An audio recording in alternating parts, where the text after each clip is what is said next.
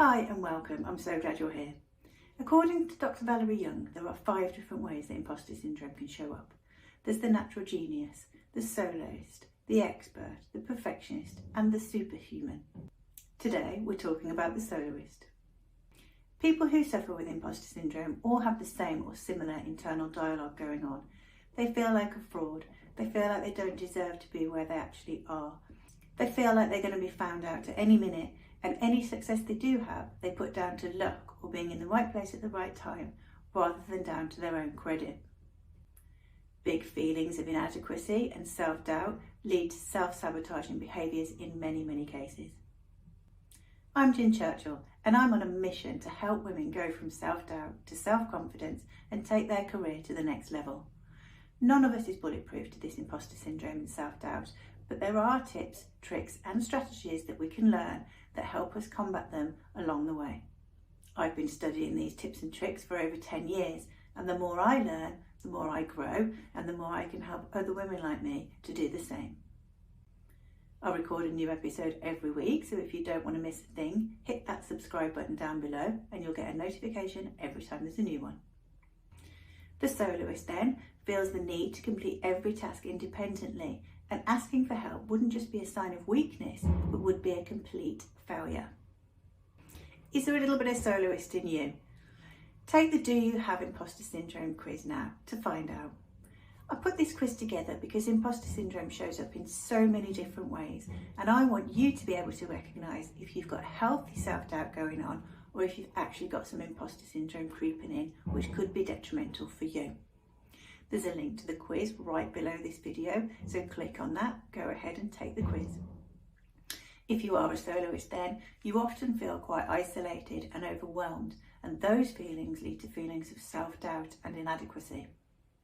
You will feel like you aren't doing a good job unless you're doing it completely yourself, and if somebody else steps in to help out, you're going to feel like you're completely undermined and it's a total failure.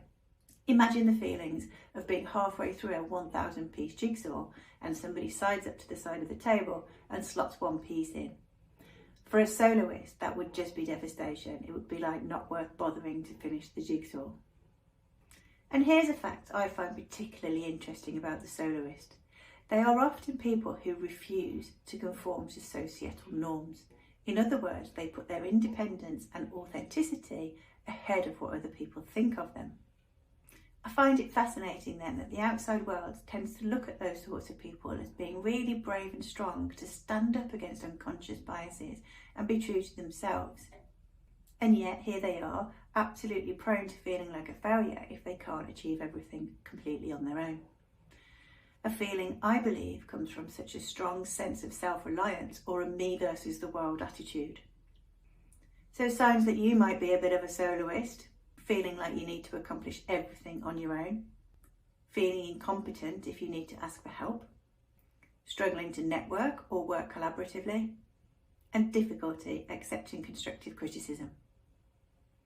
Overcoming imposter syndrome for the soloist involves getting to the root cause for why they feel the need to be so independent.